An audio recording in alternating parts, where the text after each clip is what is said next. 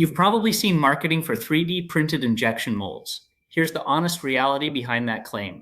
What's being sold as a 3D printed injection mold is actually a printed cavity used for casting, not true injection molding.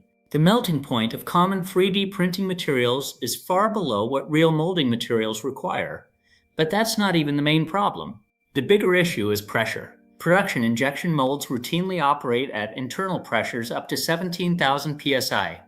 That's why our molds are built so robustly. 3D printed mold materials can't survive that heat and pressure. They'd vaporize before the first part is made.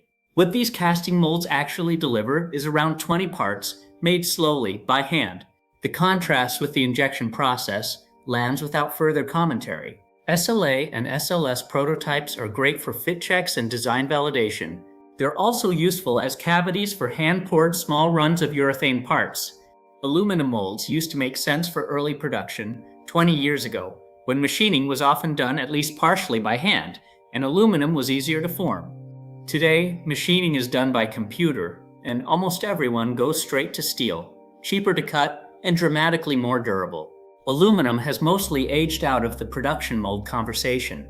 Like every other option, there are rare cases where this approach makes sense. But don't get caught in the trap of believing 3D printed molds are real production tooling. They aren't.